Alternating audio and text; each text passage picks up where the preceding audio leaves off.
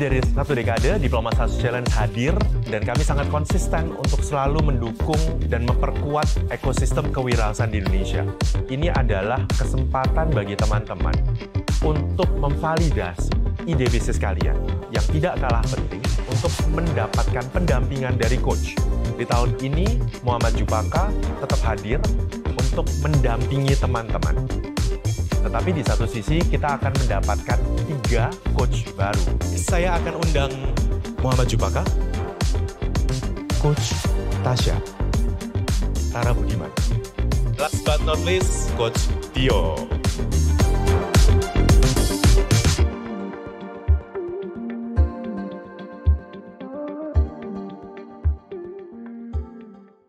Selamat datang di Diplomat 100 Challenge ke-12, Unlocking Opportunity.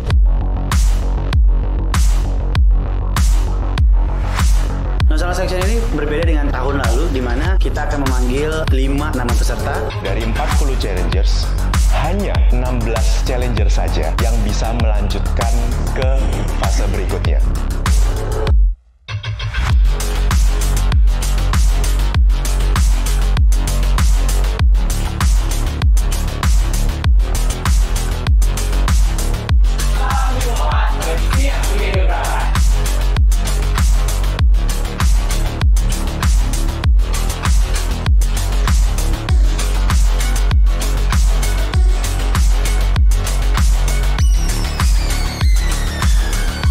Selamat kepada para pemenang. Sampai jumpa di Diplomat 100 Challenge tahun 2022.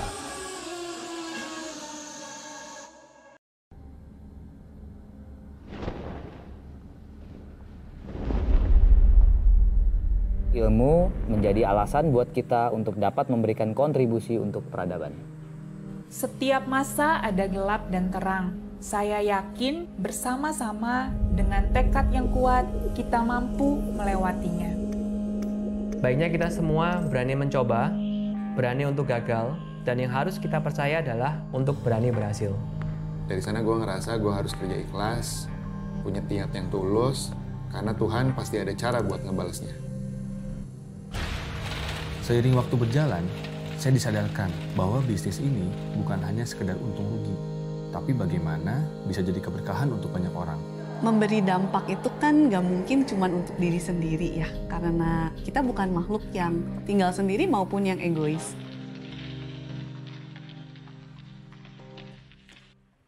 Salam bikin gebrakan. Selamat pagi semuanya, yang kami hormati Rektor Universitas Muhammadiyah Ponorogo atau yang mewakili, yang kami hormati Bapak Ibu dosen dan juga tamu undangan, yang kami hormati teman-teman peserta yang sudah hadir pada ruangan hari ini. Kami ucapkan selamat datang.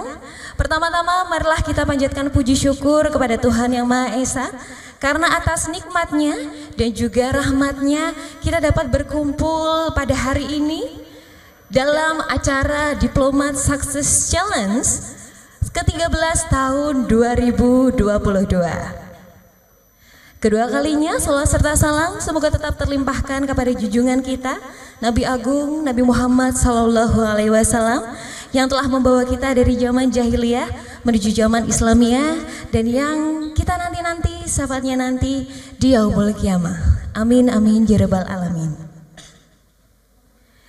Hadirin yang berbahagia, sebelum kita memulai acara agar kegiatan kita berjalan dengan lancar sampai selesai nanti, marilah kita buka bersama-sama dengan membaca doa terlebih dahulu. Dan izinkanlah bagi yang beragama Islam, marilah kita buka dengan membaca bacaan basmalah. Bismillahirrohmanirrohim. Terima kasih banyak. Dan untuk selanjutnya, menyanyikan lagu Indonesia Raya. Kepada hadirin yang terhormat, kami mohon untuk berdiri.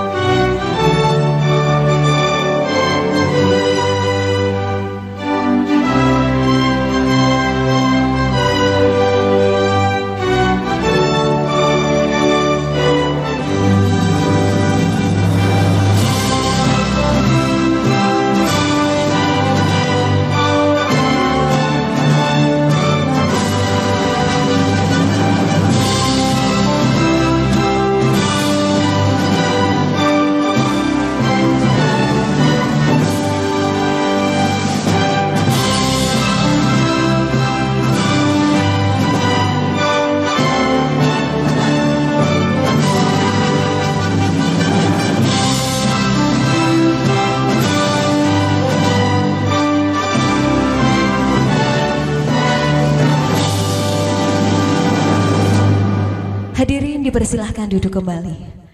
Terima kasih banyak. Dan sesaat lagi kita akan mendengarkan sambutan dari perwakilan Universitas Muhammadiyah Ponorogo, Wakil Rektor 3, kepada yang kami hormati Bapak Insinyur Muhammad. Kami persilahkan. Bismillahirrahmanirrahim. Assalamualaikum warahmatullahi wabarakatuh. Alhamdulillah rabbil alamin. Assalatu wassalamu wal mursalin wa ala alihi wa sahbihi ajma'in, amma ba'du.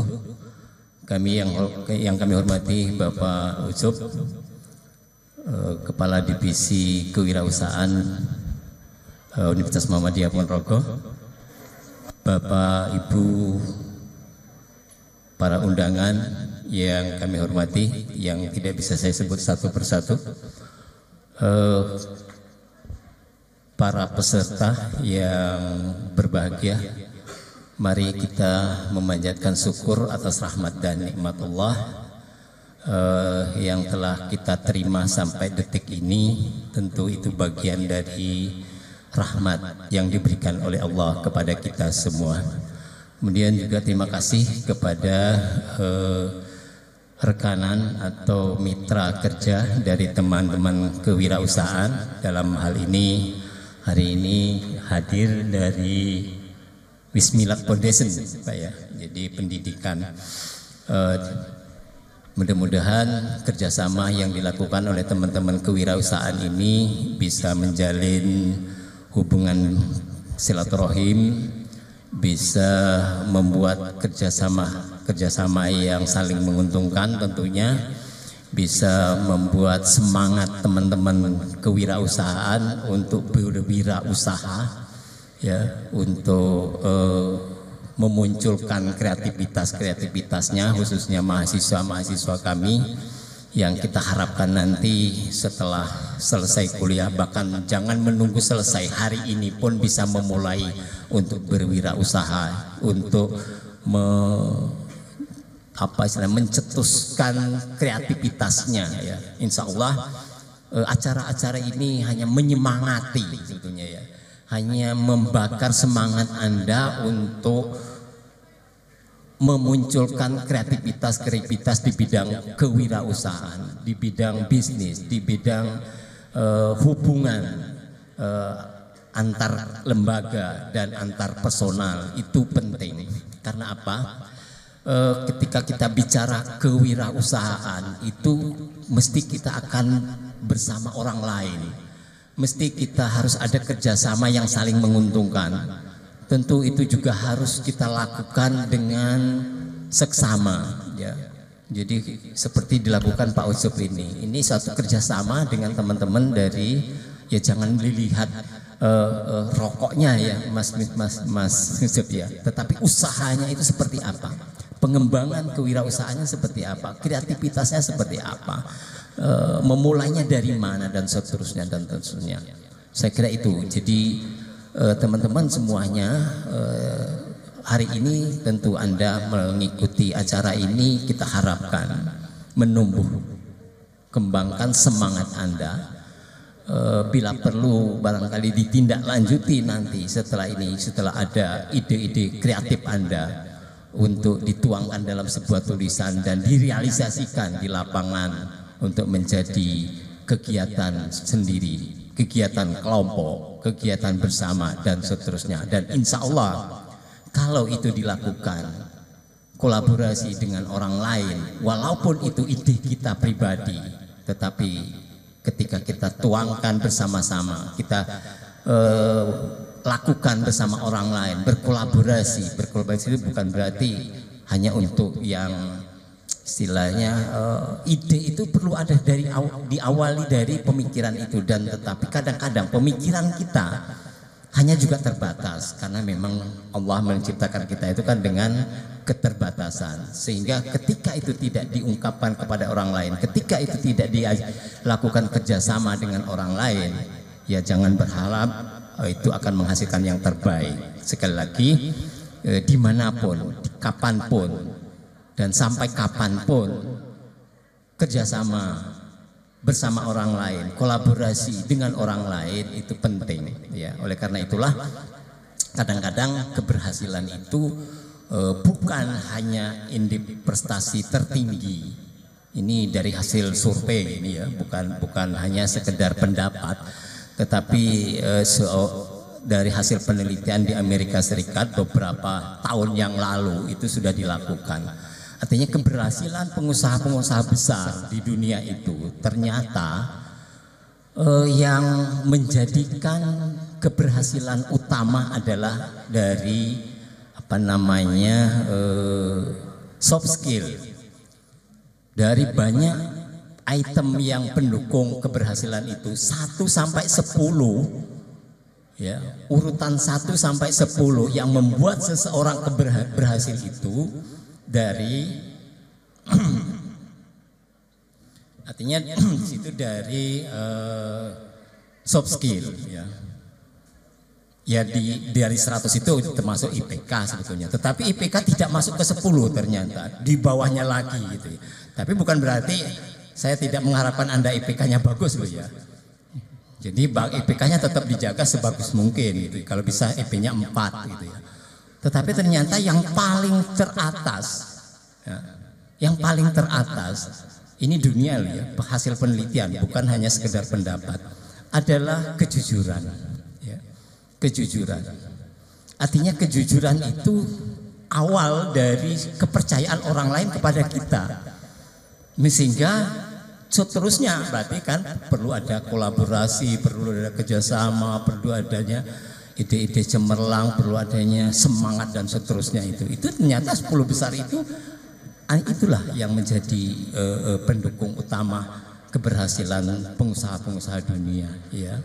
Jadi ya, indeks prestasi itu salah satu bagian dari kegiatan Anda sebagai mahasiswa tentunya. Artinya kalau IP-nya 1,5 itu berarti kan ada D-nya, ada C-nya itu nilainya ya.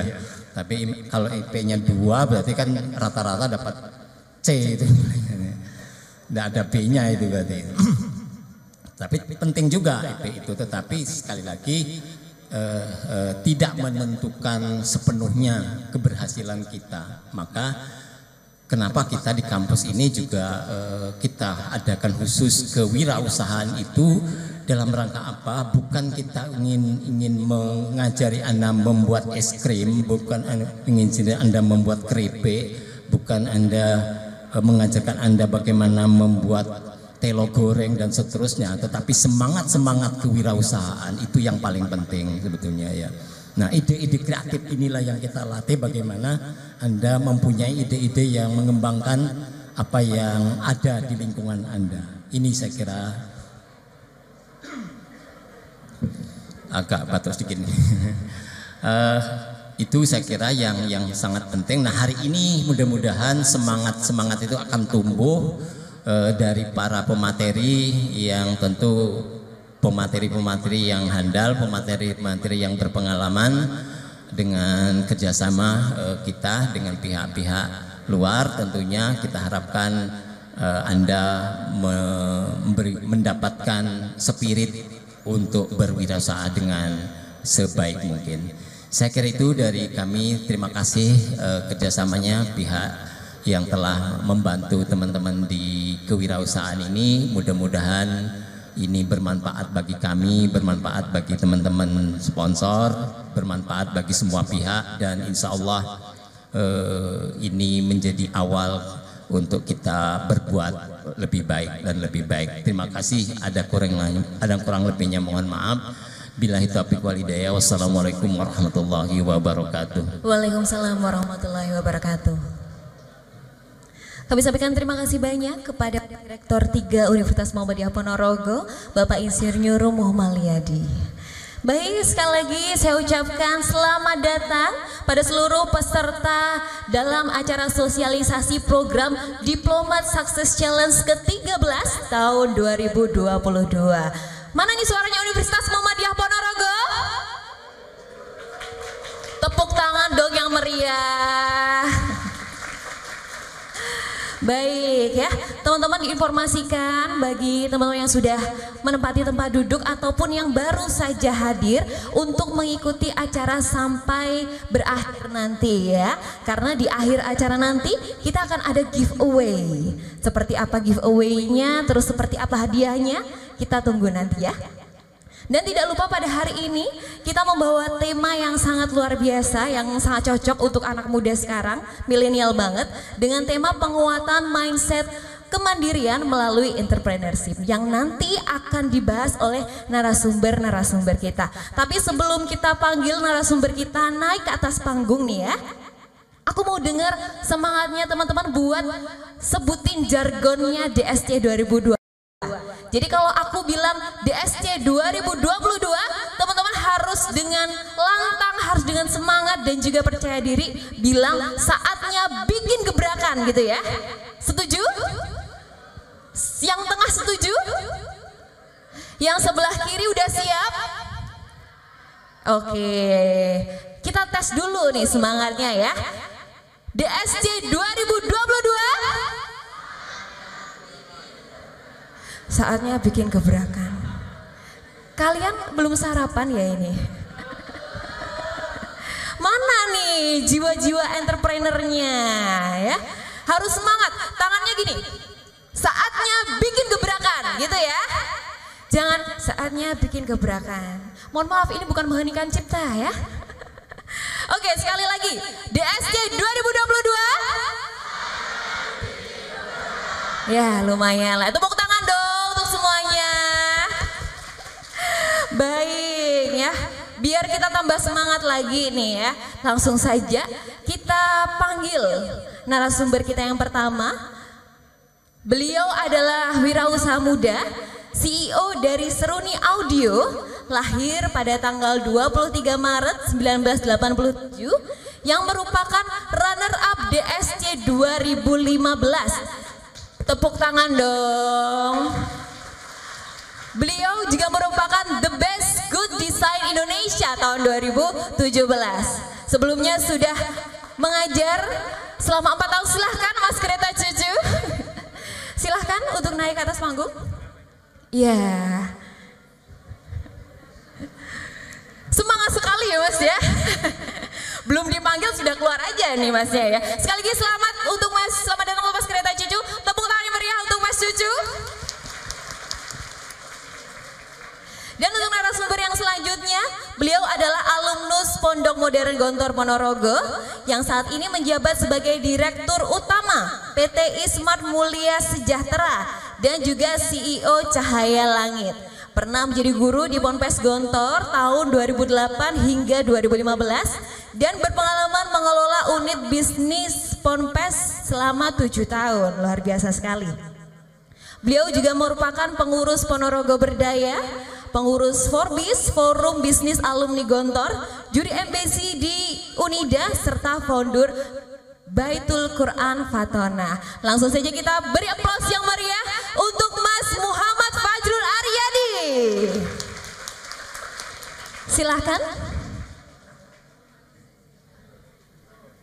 Oke, Assalamualaikum Mas Fajrul. Silahkan. Ya.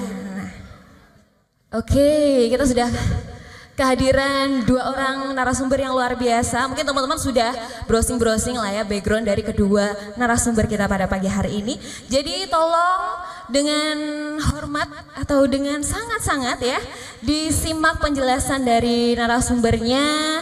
Teman-teman dicatat poin-poin pentingnya. Nanti kalau ada pertanyaan selama talk show berlangsung bisa ditanyakan juga di sesi tanya jawab. Setuju?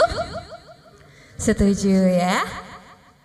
Baik, sebelum kita memasuki acara selanjutnya ya Mas ya, ada pepatah yang bilang tak kenal maka tak sayang.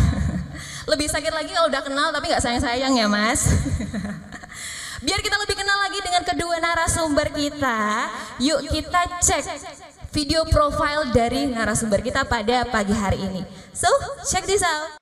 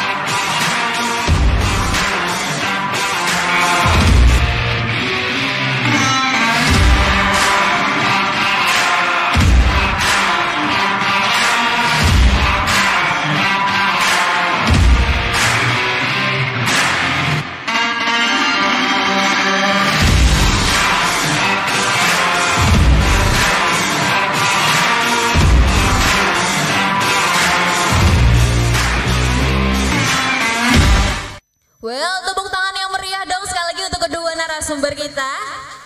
Itu profil singkatnya ya, nanti akan kita kupas lebih dalam lagi. Dan mungkin teman-teman masih penasaran juga, dari tadi mbaknya bilang DSC itu sebenarnya apa sih? Apa sih program Diplomat Success Challenge itu? Nah, akan dijelaskan langsung kepada pakarnya, kepada yang saya hormati dan saya banggakan, Mas Cucu, untuk mempresentkan atau menjelaskan secara singkat ke teman-teman semuanya, sebenarnya apa sih program DSC itu? Terima kasih atas waktunya. Assalamualaikum warahmatullahi wabarakatuh. Grogi, ini ada 1000 orang di sini kayaknya. Ya, terima kasih atas waktunya dan terima kasih atas undangannya. Saya bisa berbagi sedikit pengalaman saya dan cerita sedikit tentang DSC, Diplomat Success Challenge. Alhamdulillah saya sebagai alumni tahun 2015 di DSC, berarti sekarang sudah ke 7 tahun ya, 7 tahun setelah saya mengikuti DSC di yang tahun 2015. Nah, DSC sendiri itu sebenarnya program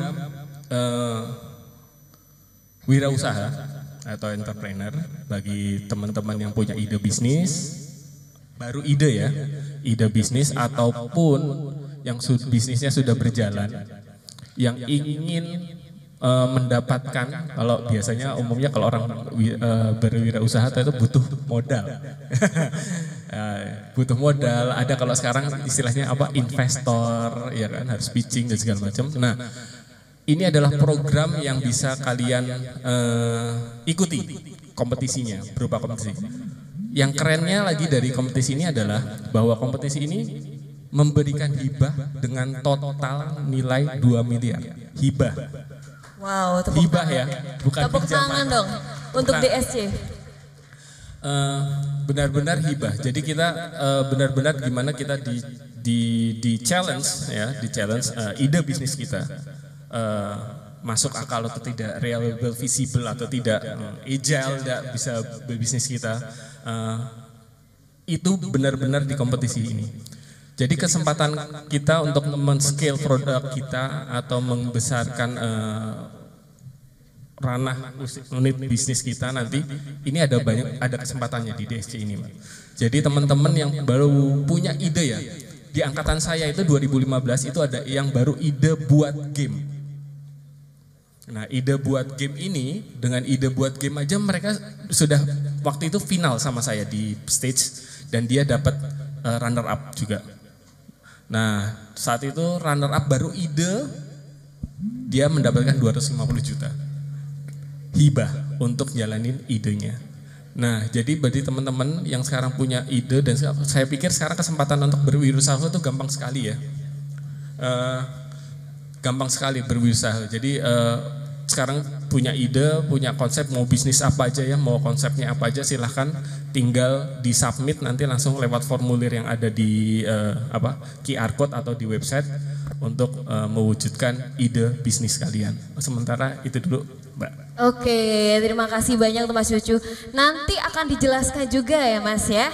Jadi teman-teman kalau misalnya masih punya ide atau bahasa Jawanya angen-angen ya, masih punya keinginan untuk berbisnis, berwirausaha, atau mungkin sudah punya usaha, bisa banget mensubmitkan proposalnya untuk ikut DSC ini ya Mas ya, karena bisa dapat dana hibah atau investor secara cuma-cuma loh ya. Baik, sekali lagi saya informasikan untuk teman-teman semuanya peserta dari JSC 2022 di Universitas Muhammadiyah Ponorogo untuk tetap mengikuti acara sampai akhir nanti ya, karena sudah diinfokan tadi akan ada giveaway-nya buat yang paling semangat. Jadi buat teman-teman nih ya, dari ujung kiri sampai ujung kanan, jangan lupa buat terus dipacu semangatnya dan juga diperhatikan seluruh penjelasan dari narasumber-narasumber kita. Baik, untuk mempersingkat waktu saja ya, karena saya lihat sudah banyak yang penasaran dengan cerita dari kedua narasumber ini. Langsung saja nih Mas ya, Saya kan hari ini temanya adalah penguatan mindset kemandirian melalui entrepreneurship nih. Dan kebanyakan di sini adalah anak-anak muda. Yang mana anak muda itu kebanyakan ya, termasuk saya sendiri itu kadang-kadang masih labil. Iya masih muda. Iya masih muda banget ya, masih seangkatan Mas ya. Cuma beda berapa tahun gitu aja ya. Nah, masih banyak yang labil, masih banyak yang mungkin bergantung dengan orang lain, terutama dengan orang tua. Yang ingin saya tanyakan adalah bagaimana sih sebagai seorang wirausaha untuk menumbuhkan sikap, mental, mindset berwirausaha, terutama bagi anak-anak muda. Apa aja yang perlu kita siapkan, Mas? Boleh Mas Fajrul dulu gantian?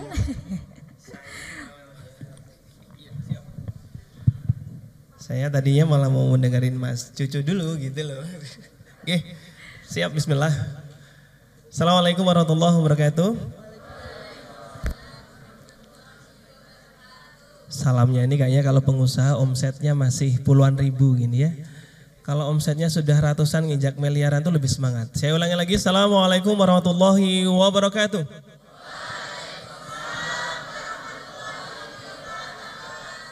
Alhamdulillah. Langsung saja Mbak ya. Tadi sudah dibuka soal. Iya. Tadi pertanyaannya bagaimana cara menumbuhkan sikap, mental, mindset berwirausaha, terutama di masa-masa sekarang ini ya Mas ya. Apa aja sih yang diperlukan sama anak-anak muda? Ya waktunya 10 detik dari sekarang. Gak feel free aja jawabnya ya. Siap.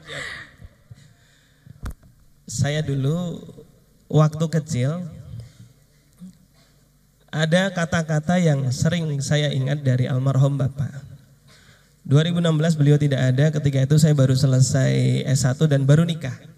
Masih muda ketika itu.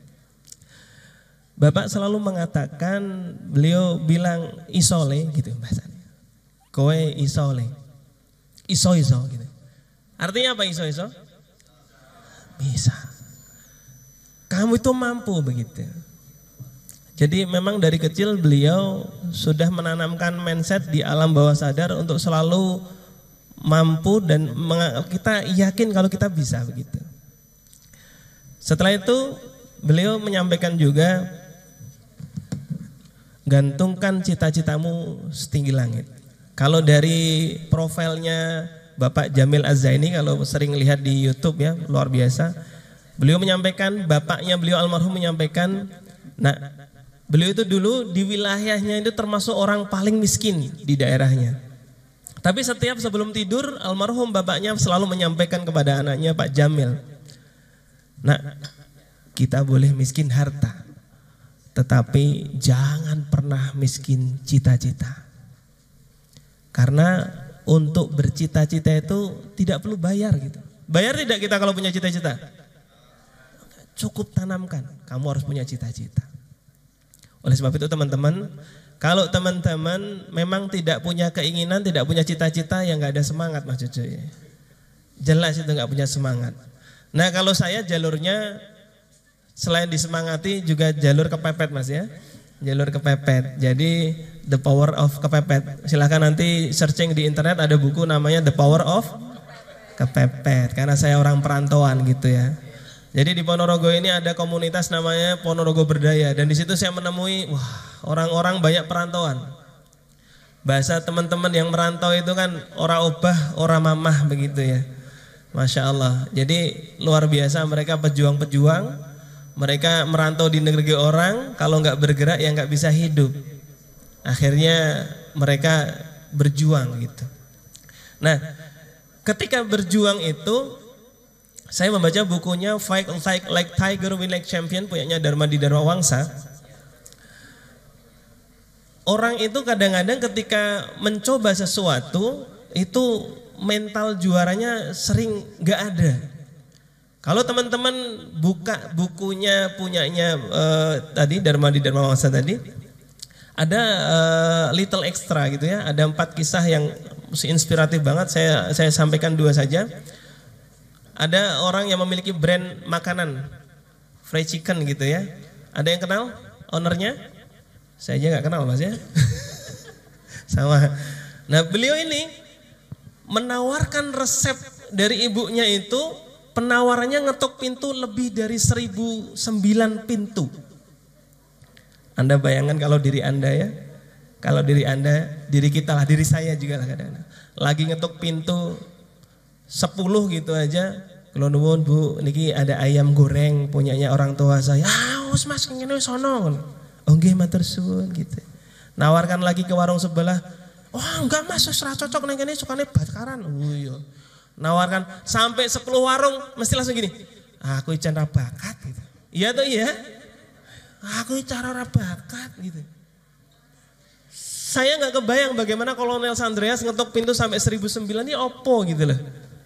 Masya Allah, hal-hal semacam ini teman-teman yang sering saya baca untuk diri saya sendiri ketika saya dulu bangkrut sampai 17 perusahaan, 17 bisnis, nggak masalah sudah.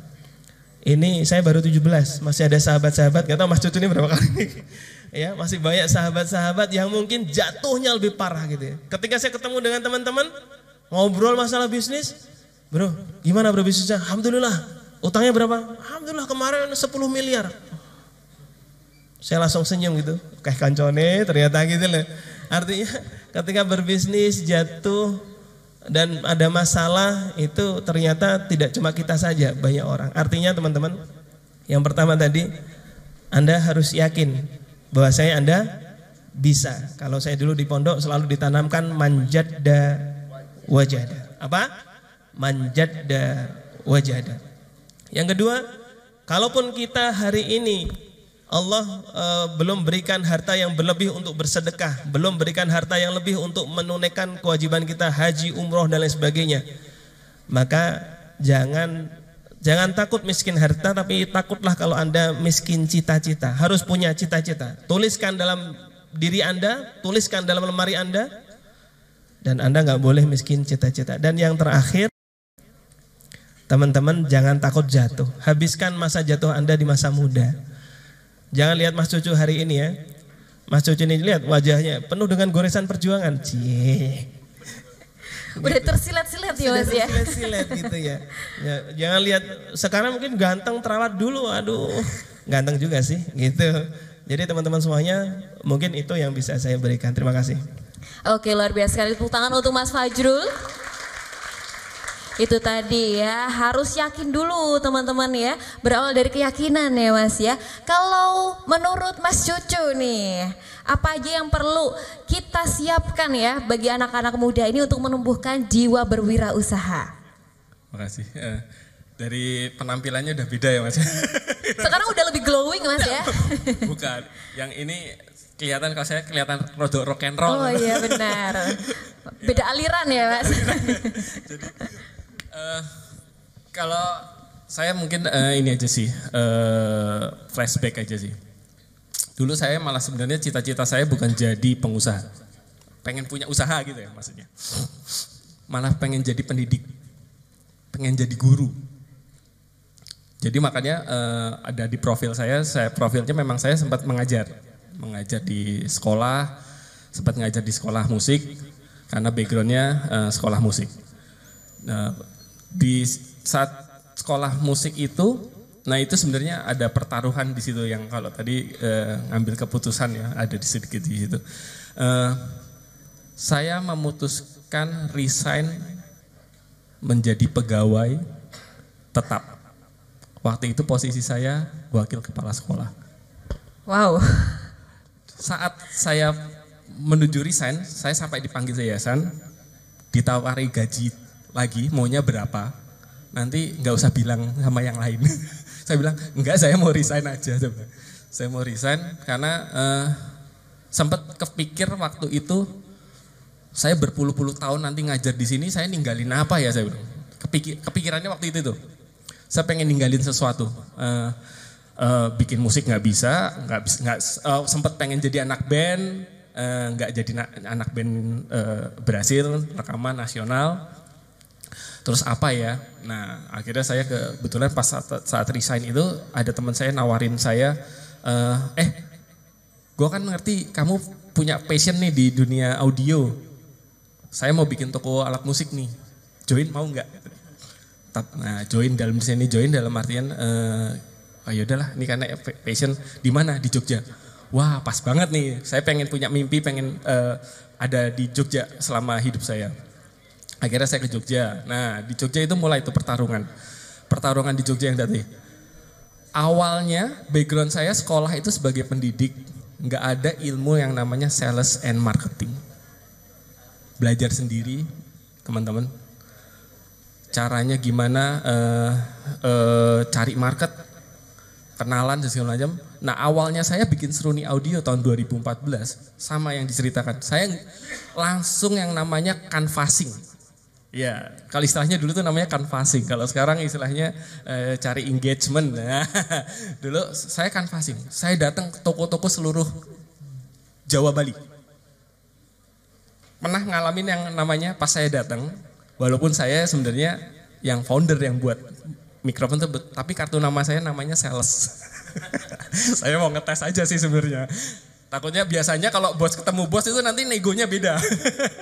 Itu saya posisikan sales, dalam artian besok kalau saya punya sales, dia menawarkannya gampang, positioningnya gampang. Saya sales. Saya tawarin, saya punya produk ini, saya punya produk mikrofon, ibu saya mau tawarkan, mau jual di toko, tertarik nggak bu? Gitu. Apa ini mas? Buatan Indonesia ya? Biasanya elek ya? Wah, mak jelep. Itu keputusan yang pertama yang bakat rako ya. Tapi nggak apa-apa, saya bilang, saya pede, saya bilang, enggak kok bu, ini sudah dipakai sama musisi-musisi nasional kok. Salah satunya ada kalau teman yang main gitar klasik atau gitar akustik kenal yang namanya Jubing Kristianto. Nah ini udah pakai Mas Jubing. Oh Mas Jubing pakai ini gitu. Oh ya, itu loh mas, saya punya mikrofon harganya berapa ini? 900.000. Itu 900.000 tuh mikrofonnya sama, gas tahun gak laku. Laku gak mas itu? Ya laku bu. Udah saya bilang kalau saya jual kemudian saya laku, saya bilang. Besok deh mas saya order. Berarti gak jadi beli kan? 3 hari kemudian telepon saya. Mas, mikrofonnya yang kemarin masih ada? Gitu. Masih ada bu. Order mas. Hah? Order? Saya kaget. Order dari mana? Order berapa bu? 6. Oh gantian saya balik. Oke bu, order 6 tapi bayarnya cash ya. Saya gak mau kongsi, saya bilang. Akhirnya bayar cash. Dan setelah itu saya makin pede lagi dengan produk saya untuk bertarung masuk ke setiap toko. Alhamdulillah saat itu posisi Seruni dari tahun 2000 sampai 2017-2018 kita punya 21 dealer. Dan sekarang alhamdulillah lagi, ya Allah puji syukur, 2022 kita punya distributor resmi di Indonesia. Wah luar biasa, tepuk tangan untuk perjuangannya Mas Cucu ya. Ternyata keglowingannya hari ini tuh berdarah-darah ya dahulunya ya. Nah mas, untuk menjadi seorang pengusaha kan kita harus mandiri nih ya. Nah gimana sih atau apa sih menurut Mas Cucu nih definisi mandiri itu yang diterapkan dalam berwirausaha? Ya mandiri, ya harusnya kalau kalian udah 17 tahun itu udah mandiri sih jadi. Ya. Udah punya KTP ya mas ya? Udah KTP maksudnya udah dewasa tuh sudah mandiri ya, sudah bisa melakukan apa-apa, keputusan yang dipilih itu sudah tahu konsekuensinya seperti apa. Kayak saya waktu resign konsekuensinya saya tahu bahwa saya akan dari nol lagi. Dari nol lagi, kalau berhasil alhamdulillah, nggak berhasil ya siap pivot, cari apa lagi, apa kembali ngajar lagi di Jogja dan segala macam. Itu udah saya pikirkan. Sampai di tengah fase yang tadi itu 2014 itu saya bikin Seruni, fase di mana apa aku tak ngajar meneh wae yo.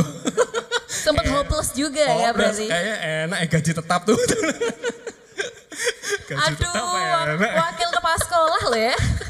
Gaji tetap kayaknya enak nih sebenarnya. Ya ada posisi di mana turning down itu pasti ada. Nah ketika itu, nah itu tadi kemandirian itu sebenarnya adalah berani bertanggung jawab dengan keputusan yang kita pilih sebenarnya. Jadi ketika maksudnya gini, kita dikasih kesempatan sama Gusti Allah itu berkali-kali loh, nggak cuma 1-2. Kita dikasih sakit itu kan sebenarnya juga sebagai tanda Gusti Allah sayang sama kita itu. Jadi kalau kita dikasih cobaan nggak berhasil, itu sebenarnya sayang sama kita. mungkin bisa jadi kalau kita berhasil di titik yang itu belum tentu kita senang atau mungkin nggak baik. Nah, kan dikasih nggak baik. Nah, di saat itu ya sebenarnya ada posisi di mana kalau saya bilang mandiri itu adalah ya kita kalau sebagai entrepreneur ya harus belajar, selalu cari insight baru, banyak bergaul. Ingat ya satu lagi teman-teman, kalau jadi wirausahaan itu bukan Superman gitu. Apa-apa bisa dilakukan sendiri. Mas tadi juga punya komunitas, jadi tahu kalau ini aku wis paling elek omsetnya di segala macam, utangnya banyak. Kalau kita di posisi yang kita lihat sendiri, kita akan selalu merasa diri kita tuh lemah. Tapi ketika kita melihat ada perbandingannya, itu bisa jadi motivasi. Nah, jadi mandiri di sini adalah ingat keputusan yang kalian ambil itu harus tahu konsekuensinya. Yang pertama, selalu adaptif. Selain mandiri juga selalu adaptif untuk menghadapi fenomena yang ada di pasar. Kalau kalian misalkan punya produk tertentu ya kalian harus bisa memahami ininya sih maksudnya. Kalau di DSC ini bisa di DSC ini atau Wismila Foundation ini yang saya ikuti ini kita harus punya 3P. Paham, piawai, persona. Nah, dalam paham, piawai, persona. Ini kemandirian ya. Jadi kalau paham dengan bisnis yang kalian geluti, piawai dalam bisa kalau saya sebutkan memasarkan atau berjualan atau meng-create produk, persona. Ya, tunjukkan kalau diri Anda seorang wirausaha. Ya, terima kasih. Itu tadi, jadi kemandirian yang harus kita diterapkan dalam berwirausaha itu yang pertama adalah bertanggung jawab terhadap pilihan kita ya. Karena nanti saat kita mulai berwirausaha atau kita punya ide bisnis ya teman-teman ya, pasti akan dibenturkan dengan pilihan-pilihan yang mungkin kadang bikin kita bimbang seperti itu. Dan pilihan-pilihan itu nanti teman-teman harus bertanggung jawab. Oke, selanjutnya Mas Fajrul nih, kayaknya di belakang sini udah banyak sekali nih ya yang ingin disampaikan ke teman-teman. Ayo Mas, kalau menurut Mas sendiri definisi kemandirian seperti apa yang diterapkan dalam berwirausaha? Saya tadi mau jawabnya IBIT gitu ya, kalau di skripsi kan ada sama gitu. Oke. Dari dulu memang jiwa kemandirian itu saya dapat dari rumah ketika merantau setelah SD. Di pondok pun juga ditanamkan jiwa kemandirian. Guru saya sering mengatakan begini, Anda itu nggak akan pernah bisa mengasih ke orang lain kalau Anda tidak memiliki. Seperti Bapak Rektor dan para dosen nggak mungkin bisa memberikan ilmu kalau tidak memiliki ilmu. Gak mungkin bisa bersedekah memberikan harta kalau tidak memiliki harta. Gak mungkin bisa sedekah tenaga kalau gak punya tenaga. Artinya ketika kamu mau memberikan sesuatu kepada orang lain harus memiliki terlebih dahulu. Pun terhadap diri kamu sendiri. Kamu bagaimana biar bisa kuat, kokoh, itu juga kamu harus melatih diri kamu agar kamu bisa memberi diri sendiri.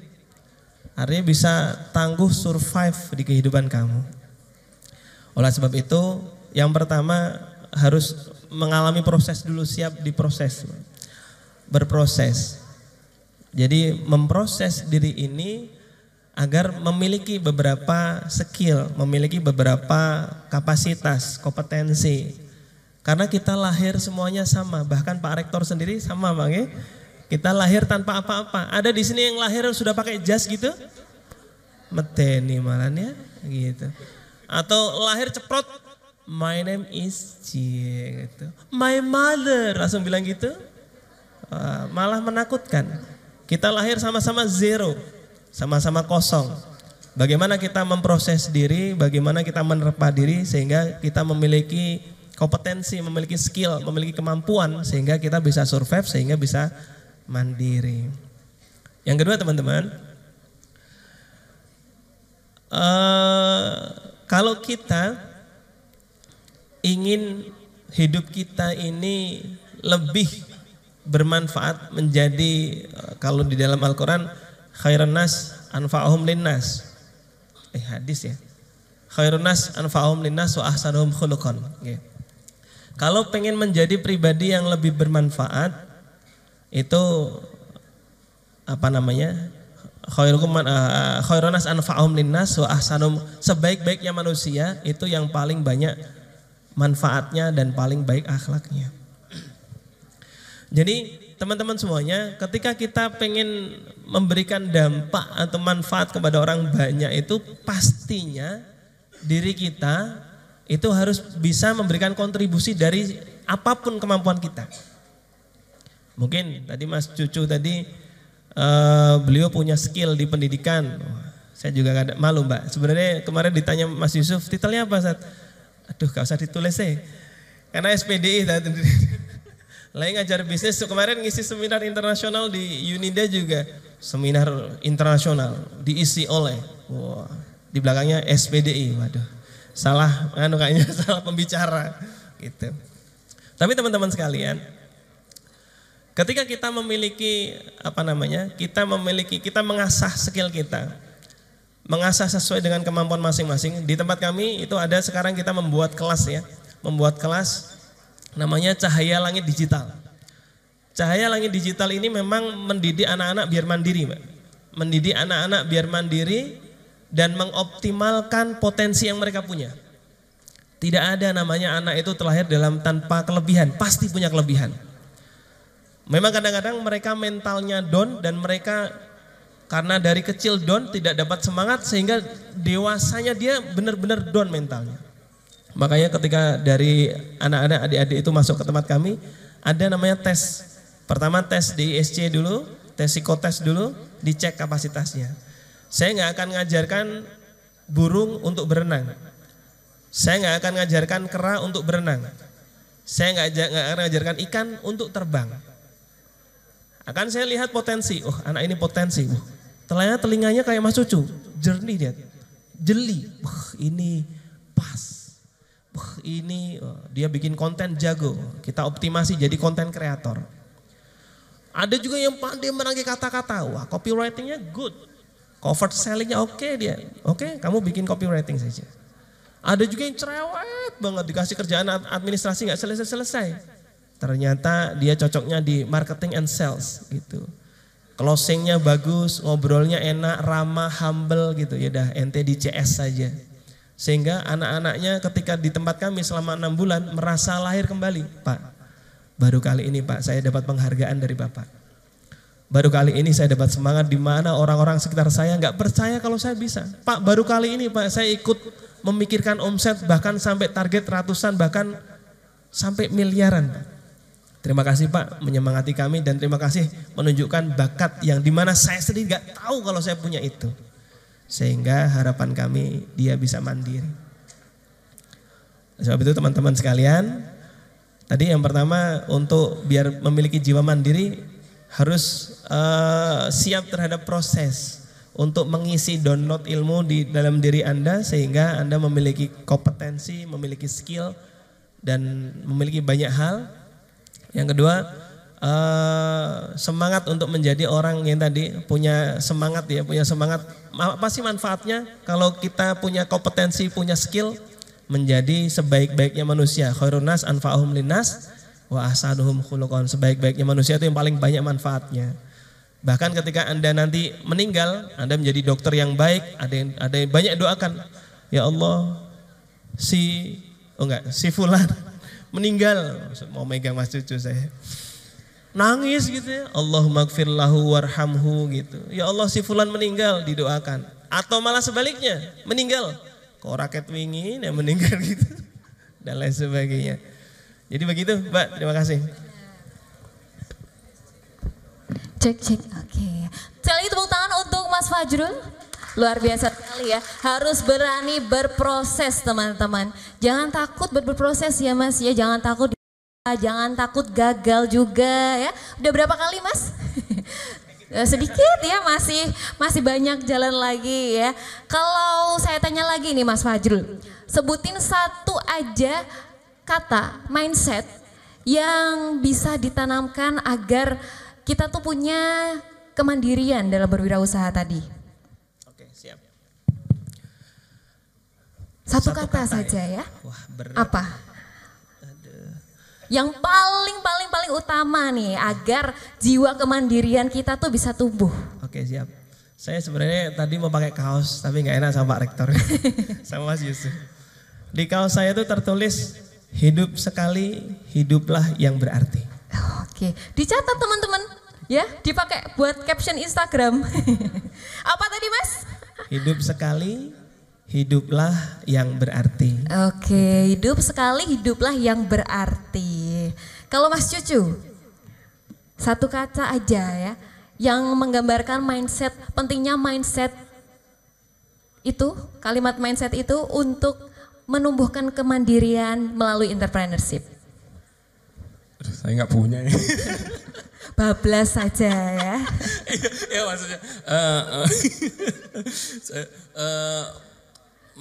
mindset kemandirian saya ya tadi sih, kalau saya satu kata aja sih yang tadi saya garis bawahi lagi ada bertanggung jawab sih.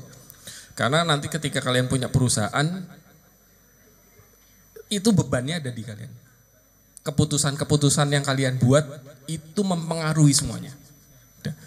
Jadi bertanggung jawab. Jadi maksud saya gini, leader and boss, kalau kalian di entrepreneur kan selalu ada tuh bedanya leader sama boss gitu kan. Nah kalau leader itu dia juga sifatnya seperti apa, bos seperti apa. Nah itu maksud saya bertanggung jawab ya, ketika keputusan yang kalian buat ya kalian siap untuk backup atau membantu jika ada masalah atau dan lainnya gitu. Benar, harus punya responsibility juga ya Mas ya, harus bertanggung jawab juga. Terus nih Mas, kan banyak nih mungkin ada beberapa yang backgroundnya orang-orang tuh nggak sama ya. Ada yang gagal dimodalin orang tua, gagal dimodalin orang tua kayak gitu. Ada juga yang mau nyari modal aja susahnya setengah itu gitu ya. Nah, apakah kegiatan entrepreneur yang baik itu bisa menumbuhkan atau bisa selaras dengan menumbuhkan kemandirian dalam entrepreneur? Silahkan Mas Cucu. 10 detik dari sekarang. Simpelnya gimana Mbak, nanyanya Mbak? Jadi gini. Apakah melalui kegiatan entrepreneurship ya, itu bisa menumbuhkan kemandirian yang baik juga? Iya. Ya. Selaras nggak nih kalau kita melakukan entrepreneurship yang baik dengan menumbuhkan kemandirian juga? Sangat-sangat nih. Oke. Ini akan sangat ada benang merahnya pastinya.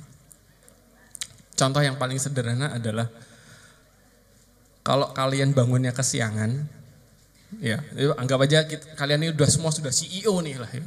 Amin, amin ya Allah. Udah CEO ya, udah CEO. Chief Everything Officer. Benar.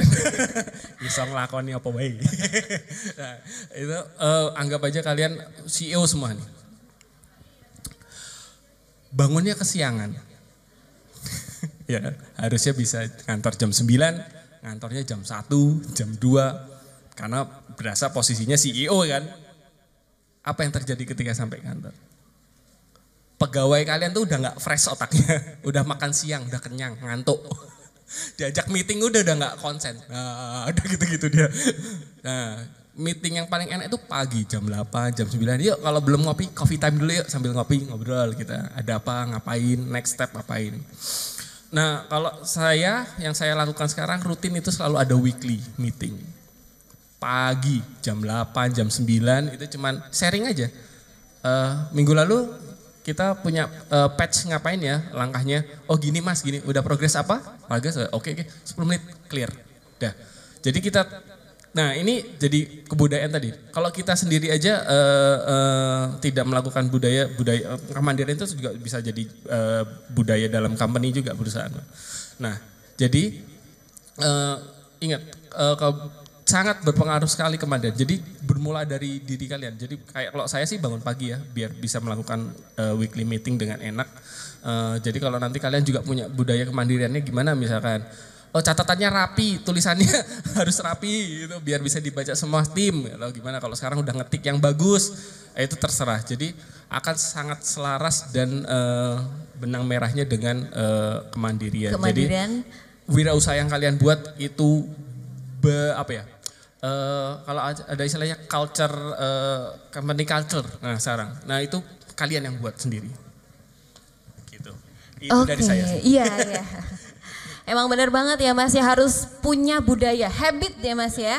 Harus punya budaya yang baik untuk menciptakan lingkungan yang baik dan juga entrepreneur yang baik juga. Kalau menurut Mas Fajrul nih, gimana? Apakah kegiatan entrepreneur yang baik itu akan menumbuhkan atau membuat sikap mandiri secara otomatis dalam entrepreneurship? Sangat jelas sekali gitu. Teman-teman mungkin sering ya di dalam organisasi itu membuat visi misi begitu ya. Ini mungkin saya jelaskan lewat persepsi yang mungkin berbeda. Dan mungkin selama ini kita selalu dengar kata visi misi, tetapi nggak tahu bagaimana cara merangkainya dan menjadi sesuatu yang efektif untuk hidup kita. Suatu ketika saya pernah ikut workshop cukup mahal gitu ya, berbayar sekitar 180-an juta, 8 bulan pendampingan bisnis. Mendingan beli mobil Mas ya. 100 juta ya? 100 juta. Jadi 180-an juta untuk pendampingan bisnis.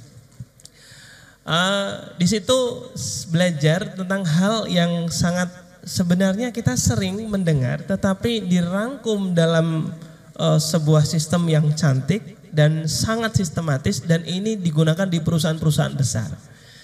Sama beliau disederhanakan, bahkan kita bisa mengaplikasikan dalam hidup kita. Contoh, visi, misi, tadi Mas Jojo nyampaikan culture. Ini 3 hal yang sangat berpengaruh, yang sangat berkaitan, saling berkaitan. Dan di dalam seminar itu, workshop itu, pendampingan itu ada 12 langkah, tapi saya jelaskan langkah 1, 2, 3 saja. Visi, misi, culture. Harus punya visi. Visinya adalah hatam 30 juz dalam waktu 1 bulan. Apa visinya? Hatam 30 juz dalam 1 bulan. Misi, membaca Al-Quran 1 hari 1 juz selama 30 hari non-stop. Apa? Membaca Al-Quran 1 hari 1 juz selama 30 hari non-stop. Kira-kira bisa nggak hatam 30 juz 1 bulan? Bisa. Sekarang, kalau misinya kayak gitu tapi hari Senin 1 juz, Selasa libur, Rabu 1 juz, Kamis libur. Kira-kira 1 bulan bisa hatam 30 juz? Karena 1 bulan 30 hari, 31 kadang 29. 1 hari aja bolong tidak baca 1 juz, mustahil 30 juz hatam dalam 1 bulan. Berarti ada yang masih kurang dari visi misi ini, ditambah culture. Culture-nya apa? Supaya bisa achieve target pada visi tadi, ditambah culture yang ada dalam diri seorang pembaca tadi harus apa gitu loh, biar benar-benar sampai ke target kita. Disiplin, semangat, sungguh-sungguh. Apa? Disiplin, semangat, sungguh-sungguh. Coba kita review lagi. Kalau kita punya visi 30 hari hatam Al-Quran dengan misi 1 hari 1 juz non-stop dengan culture, semangat, disiplin dan sungguh-sungguh. Hatam gak kira-kira? Hatam.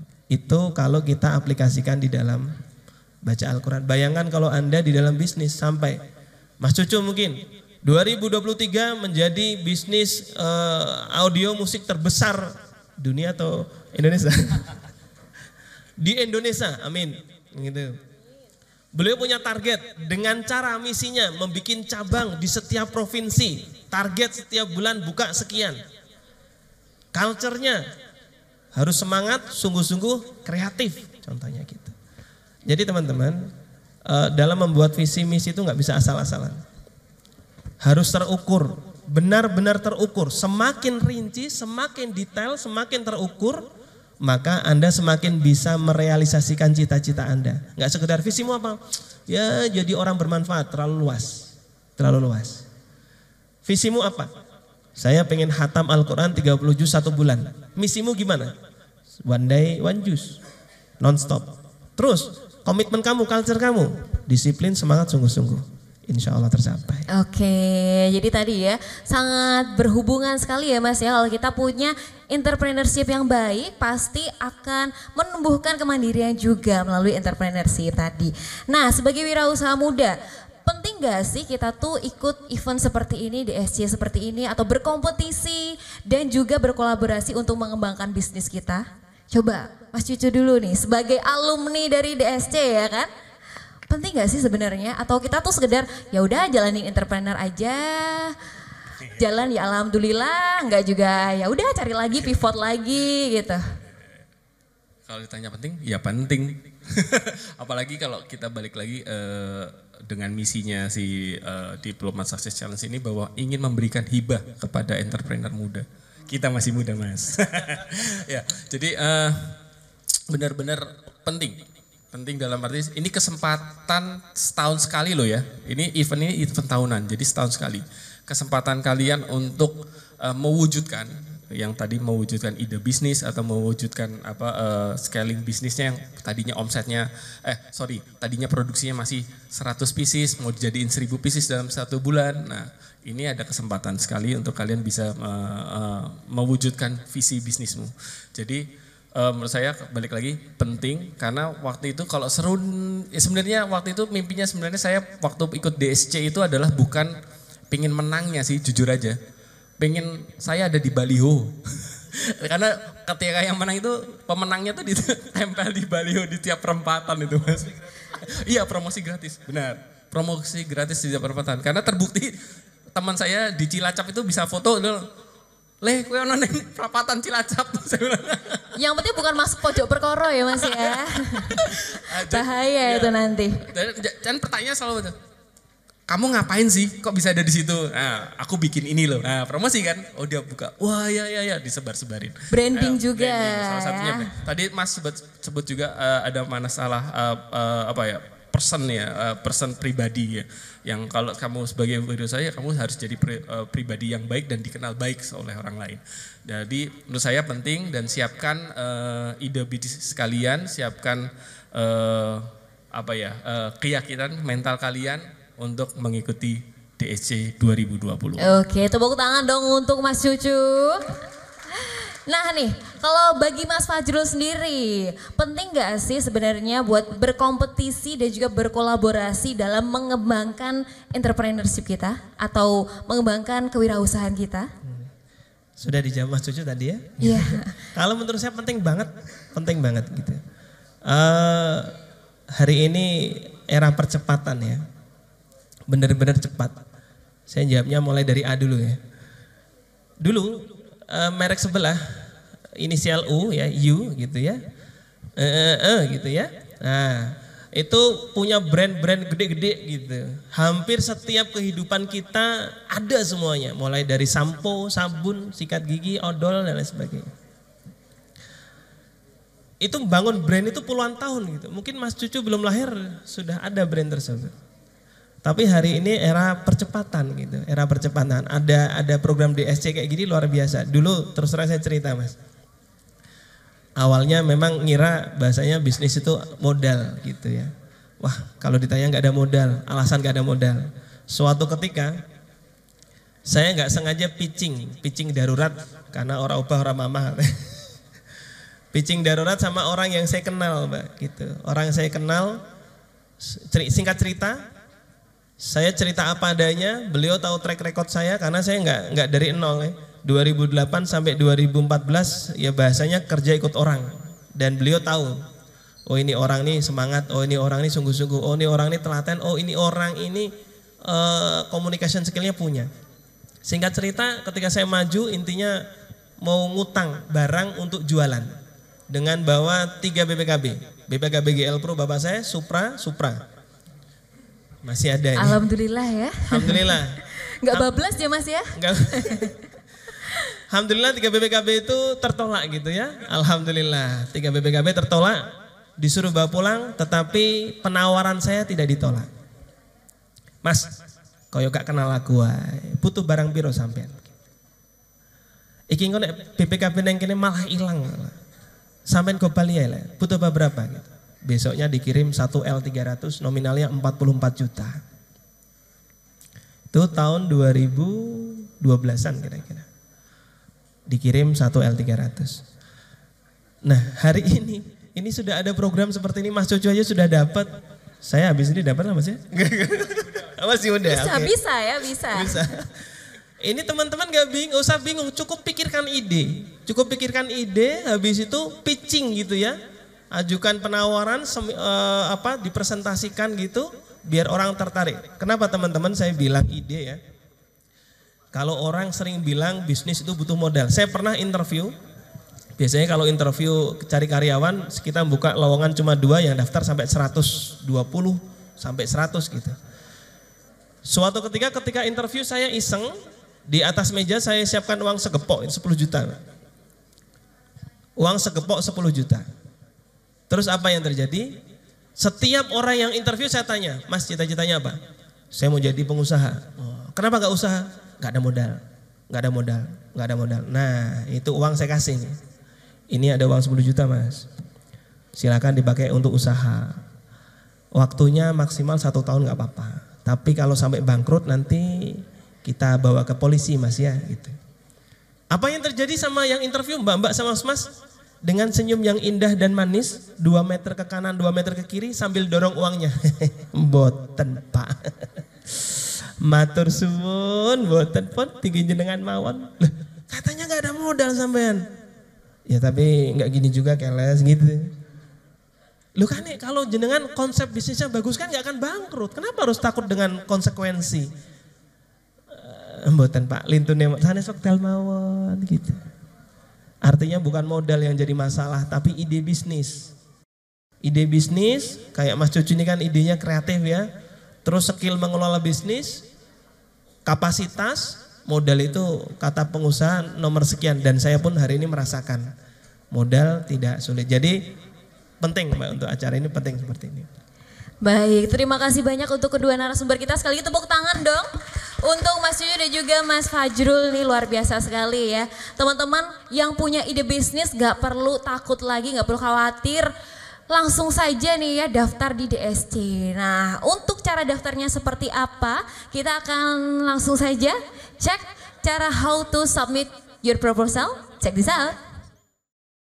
Hai Challengers. Ini adalah cara submit proposal kamu ke Diplomat Success Challenge 2022. Pertama, buka website diplomatsukses.com. Mulai dengan klik tombol login. Register terlebih dahulu jika challenger tidak memiliki akun dengan memilih opsi belum punya akun, atau pilih login menggunakan akun Google atau Twitter.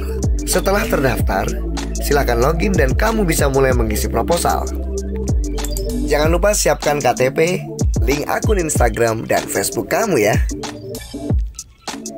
Ada 8 tahapan yang perlu challenger isi. Dimulai dari informasi peserta,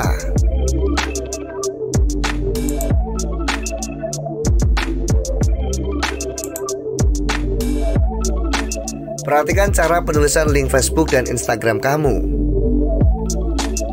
Klik tombol selanjutnya untuk mengisi data lain di form selanjutnya. Kemudian ide bisnis yang kamu miliki.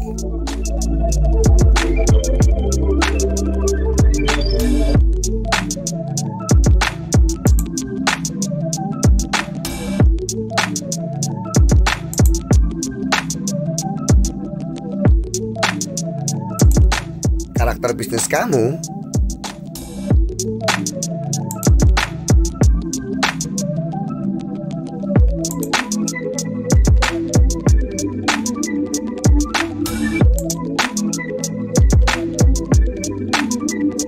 Keuangan bisnis kamu.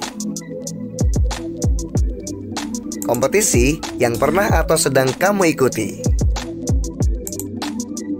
Kota audisi yang kamu pilih. Dan konfirmasi dengan mengupload foto tanda pengenal diri. Pastikan ukuran file tidak lebih dari 1 MB. Setiap step yang kamu isi akan tersimpan secara otomatis. Form yang sudah kamu lengkapi akan ditandai dengan tanda centang. Kamu tetap bisa melanjutkan pengisian form sampai sebelum submit proposal. Bila kamu ingin meneruskan mengisi form, maka klik tombol profile. Pastikan kamu sudah mengecek kembali data-data yang akan kamu submit, karena proposal yang sudah disubmit tidak dapat diedit lagi. Setelah selesai mengisi, akhiri dengan memilih opsi submit proposal. Jangan lupa, simpan nomor proposal kamu setelah melakukan submit ya. Cek email untuk konfirmasi proposal kamu. Jangan lupa cek spam apabila tidak ada di email utama. Untuk pertanyaan seputar program dan kepesertaan, bisa dilihat di halaman Frequently Asked Question dengan memilih menu DSC 2022. Untuk info terbaru, follow Facebook, Instagram, Twitter, dan YouTube @diplomatsukses. Semoga proposal kamu yang terpilih.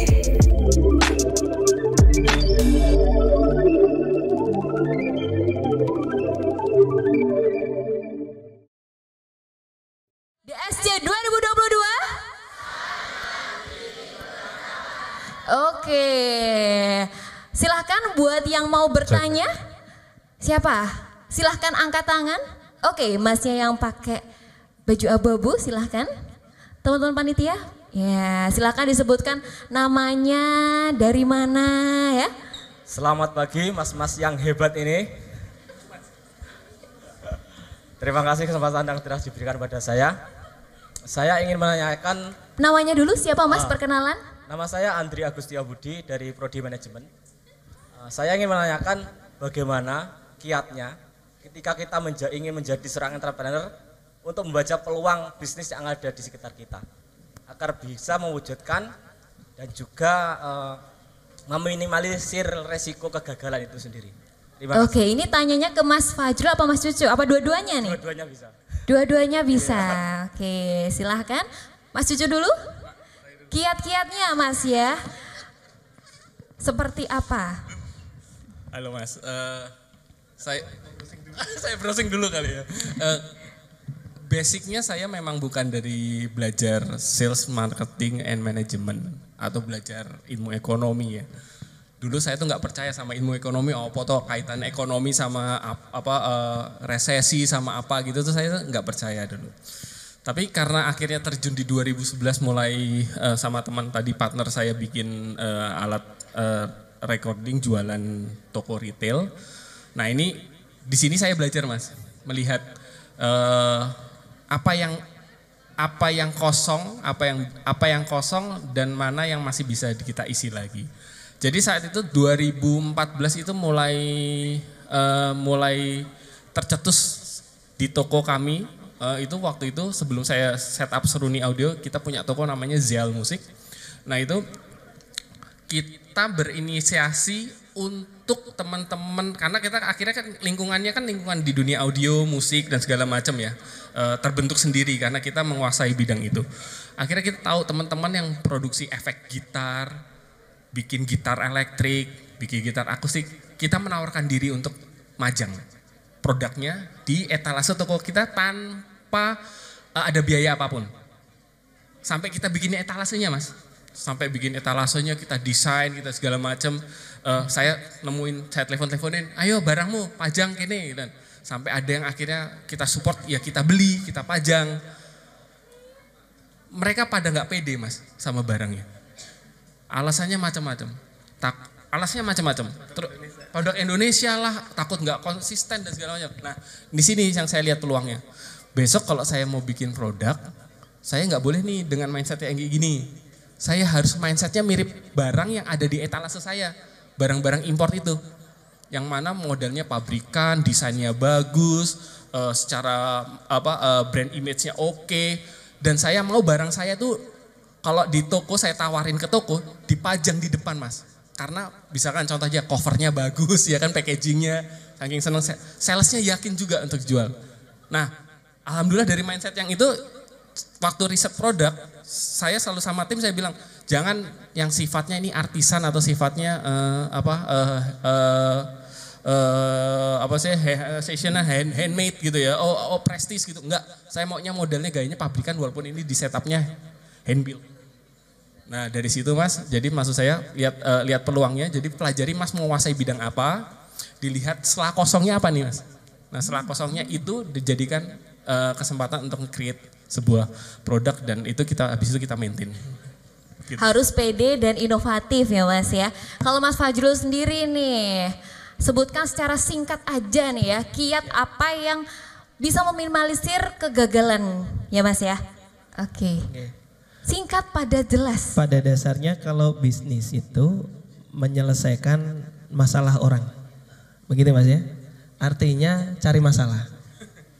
Nah gitu ya. Mas Yusuf ini menyelesaikan masalah orang. Orang yang perutnya bermasalah silakan datang ke Mas Yusuf. Gitu. Di mana orang yang sering bermasalah perutnya? Di tempat orang-orang yang mungkin dia nggak bisa masak. Gitu.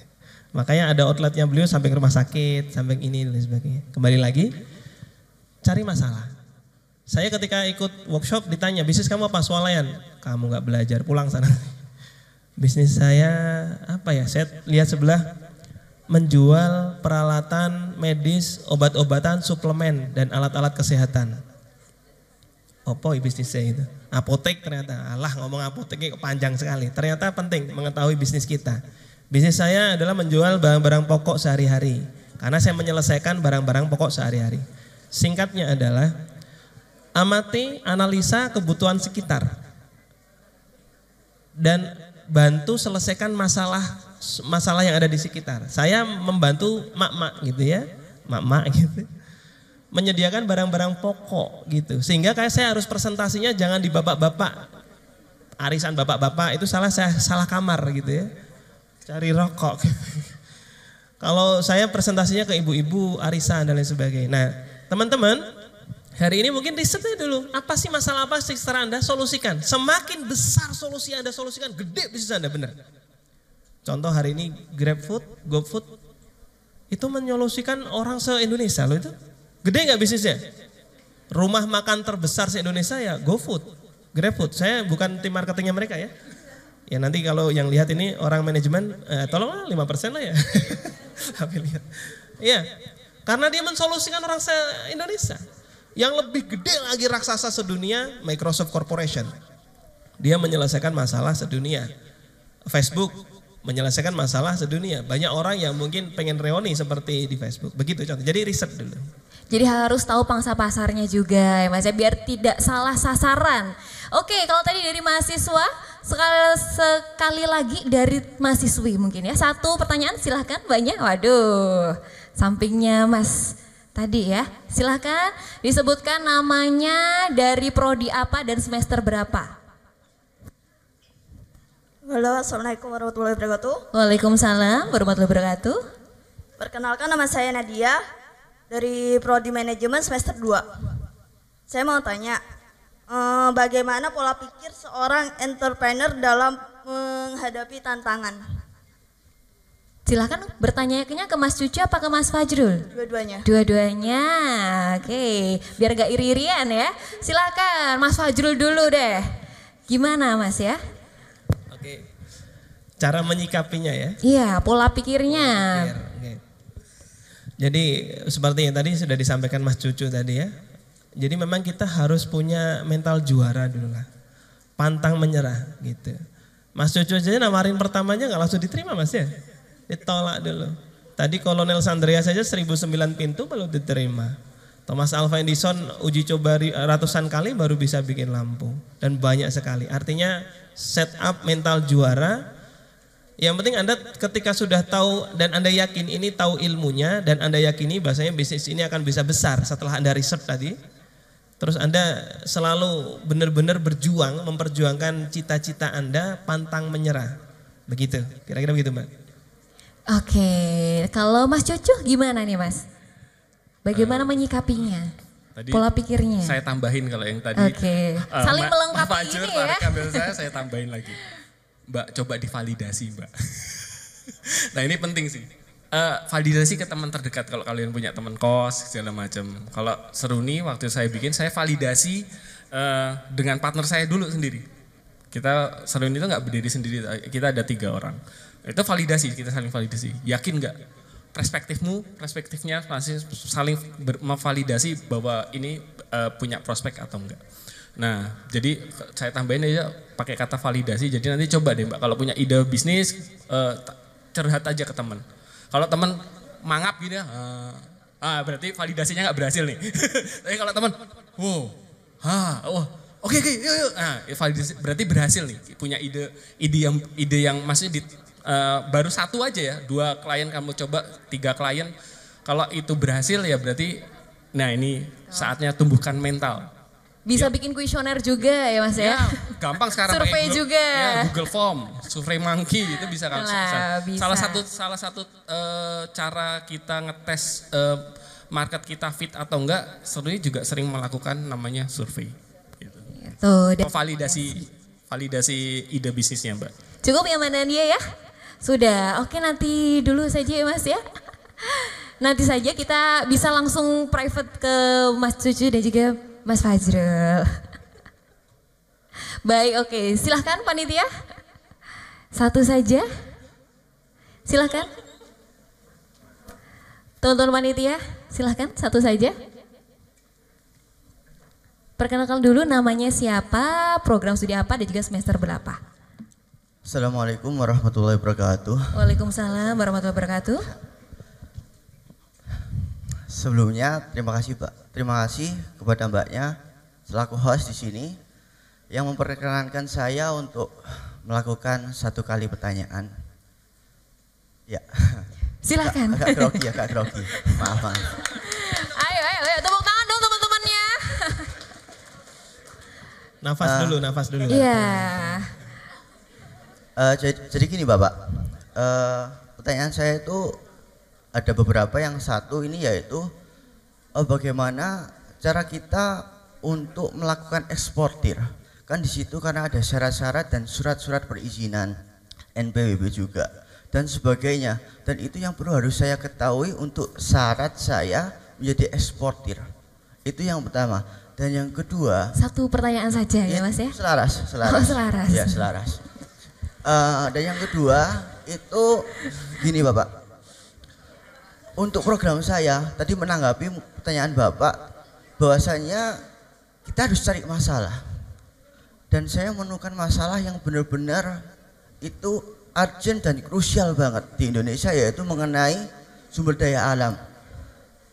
Di sini Indonesia memiliki 270 juta lebih penduduk, yang dimana 270 juta lebih penduduk menggantungkan dirinya kepada sumber daya alam yang notabene itu adalah tidak terbarukan, dan ini adalah sangat unprofitable.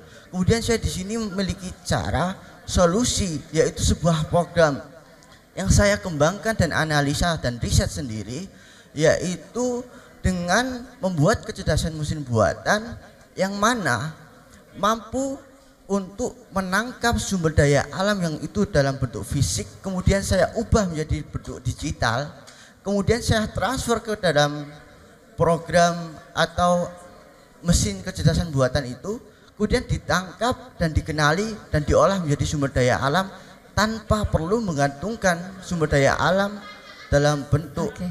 Langsung pertanyaannya saja Mas. Dalam bentuk itu sumber daya alam yang nyata. Seperti itu Bapak. Barangkali Bapak Cucu dan Muhammad Fajrul berkenan untuk bekerja sama. Saya ucapkan terima kasih. Oke, silakan secara singkat, padat dan jelas saja. Gimana Mas? Tanggapannya? Ya. Oh ini tadi Mas siapa? Dengan Mas siapa? Mas siapa? Sandy Mas ya. Sandy. Mas Sandy. Dari jurusan apa? Di Unmus ini ya? Jurusan hukum. Wow. Oke, siap. Luar biasa. Tepuk tangan. Luar biasa. Hukum ya, tapi tetap ingin jadi entrepreneur ya, luar biasa. Jadi apapun jurusan kita nggak menjadi halangan ya Mas ya. Oke, silahkan kedua narasumber kita secara singkat, padat dan jelas. Oke, siap. Mas Zendi. Oke. Orang kalau punya target yang tinggi harus siap jatuh semakin dalam. Artinya ekspor impor ini bukan hal yang simpel. Teman saya ekspor porang, nyangkut beberapa kontainer, alhamdulillah pakai koyok tiap hari. Artinya kalau mau terjun di situ pelajari lebih dalam dulu. Jadi ini hal yang bagus Karena ada sebuah filosofi sesuatu kalau dipegang bukan ahlinya, tunggu kehancurannya. Tugasnya jenengan cari pakar-pakar di bidang ekspor impor, sering bermuamalah, sekiranya mampu eksekusi. Benar, jadi nggak harus Superman tadi Mas ya, harus berkolaborasi, harus sering-sering sharing juga. Kalau menurut Mas Cucu sendiri gimana? Oke, jadi ini berarti Mas punya tadi apa sumber daya alam yang mau coba nanti diekspor ya, berarti ya ada relate-nya nih. Nah tadi ada apps dan segala macam. Saya nggak pakar lah di dunia aplikasi, tapi walaupun teman saya banyak yang kerja di Goto dan segala macam. Jadi gini Mas, difokusin dulu aja, dikecilin cakrawalanya tadi Mas. Dikecilin dulu Mas, cari satu titik di mana Mas tadi masalahnya. Titik kecil aja. Kalau tadi saya lihat dari pertanyaan itu kan agak muter, tapi cari titik masalahnya apa, hubungannya apa dengan ekspor. Kalau saya bicara dengan Seruni itu target pasarnya sebenarnya 90% itu Indonesia. Kami pengen jadi produk yang dikenal di Indonesia. Jadi nggak ada muluk-muluk harus ke luar negeri. Saya pikir kalau ketika kita punya kesempatan pameran di luar negeri, beberapa kali di US, Prancis, dan di Jerman, itu cuma untuk validasi. Kalau bawa produk Indonesia itu juga punya kemampuan seperti mereka. Jadi kalau tadi bicara sama ekspor, kita sudah lakukan Mas. Tapi dalam skala kecil, kita nggak berani yang besar. Alasannya sederhana, cuman pengen validasi dulu. Ketika sudah ketemu validasinya, nanti akan cari partner saya. Cari partner untuk ngembangin ini sama-sama di luar sana. Begitu Mas. Oke, terima kasih banyak ya Mas Hendy ya. Terima kasih juga untuk Mas Cucu dan Mas Fajrul. Jadi kalau kita punya tujuan yang besar, harus kita pilah-pilah terlebih dahulu mana yang wajib diprioritaskan terlebih dahulu ya. Terima kasih banyak Mas Hendy untuk pertanyaannya. Dan terima kasih juga untuk teman-teman yang sudah bertanya, yang sudah antusias nih. Untuk closing statement terakhir nih ya.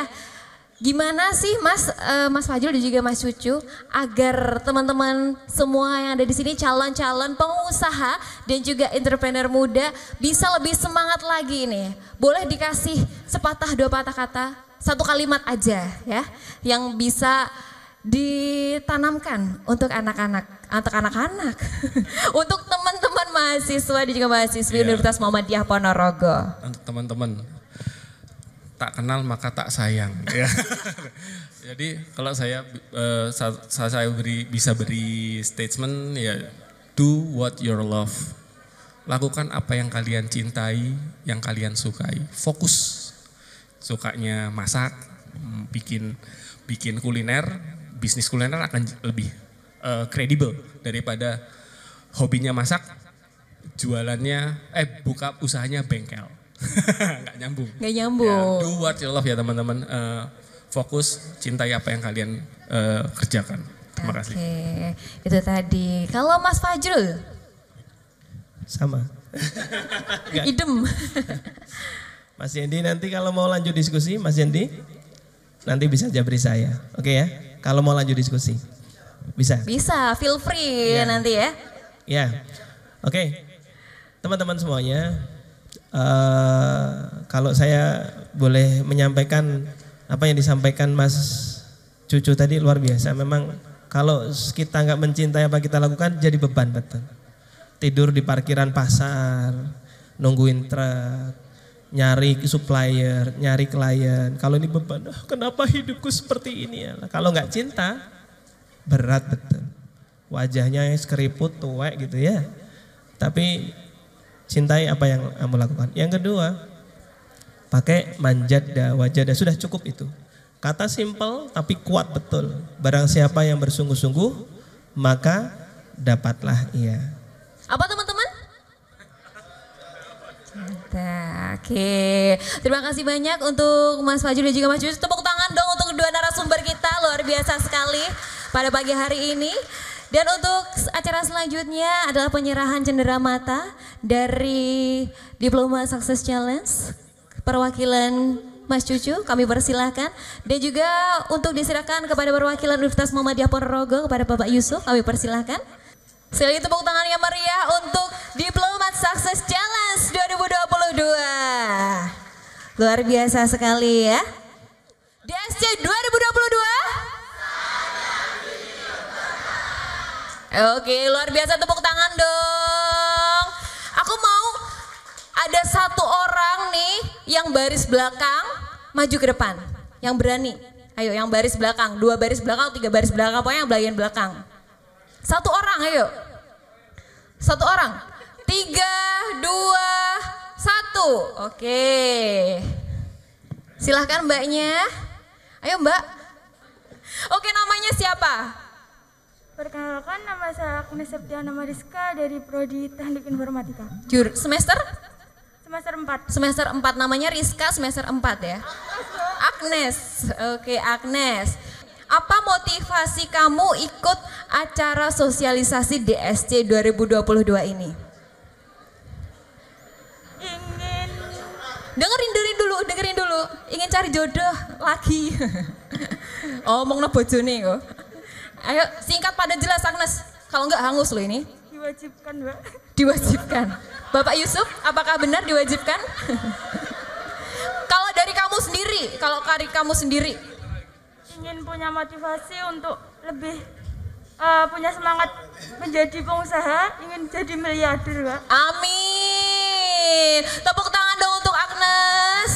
Silahkan Agnes. Oh, di sini dulu ya. Oke, terus di sebelah tengah ada yang mau maju, satu orang aja, cepet-cepetan. Silahkan dilepas maskernya sebelah sini. Malu? Gak apa-apa, biasanya kan malu-maluin ya. Silahkan dilepas. Astagfirullah, ayune kayak gini lo kok malu. Silahkan, namanya, program studinya semester berapa?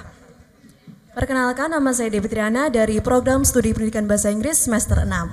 Semester 6, bahasa Inggris. Nama panggilannya siapa? Depi aja. Depi aja. Mas-masnya kameran gue juga ket mau. Oke Depi. Kalau kamu dari bahasa Inggris ya. Challenge-nya gampang banget. Coba perkenalkan diri kamu pakai bahasa Inggris dengan penuh semangat dan juga pede. Oke. Gampang pakai bahasa Inggris. Good morning everyone. Let me introduce myself. My name is Devi Triana. I'm from English Education semester 6. From Faculty of Teacher Training and Education. Tepuk tangan dong. Mas, mudeng. Orang mudeng. Podo, wira mudeng. Oke, terima kasih banyak Depi. Silahkan. Nah, kalau dari sebelah kiri sudah, tengah sudah, sekarang dari sebelah paling kanan. Siapa yang mau nih? Sini. Opa Korea. Import. Lumayan Mas, berondong. Sudah, sini aja. Oke, dilepas dulu kameranya. Aku grogi. Maskernya. Aduh. Cocok Mas, foto dulu.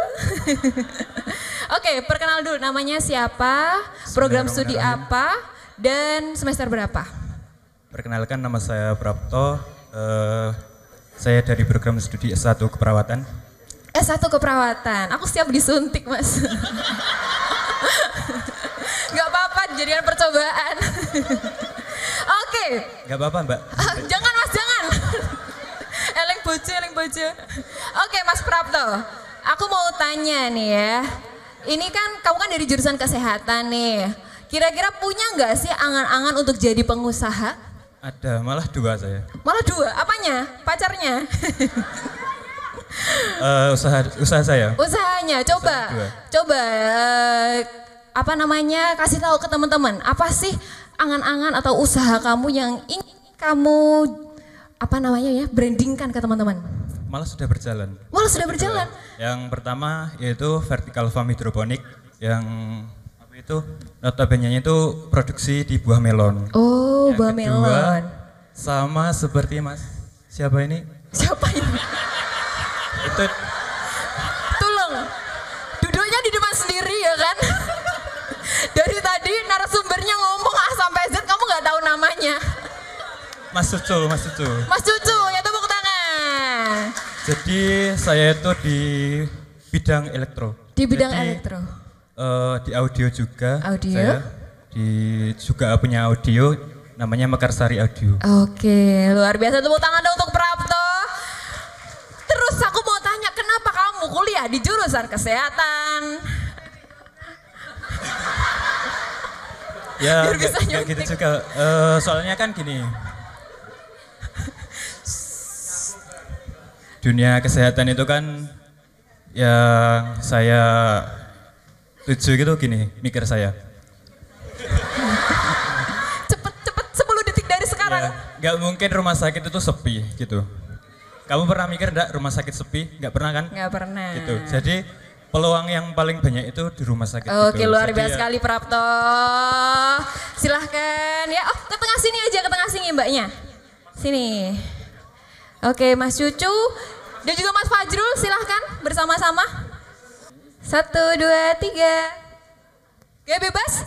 1, 2, 3. Oke, terima kasih banyak. Silahkan kembali ke tempat duduk yang sudah disiapkan. Silahkan kembali Prapto. Nah, untuk teman-teman yang belum dapat giveaway, nggak perlu khawatir ya, karena nanti nih,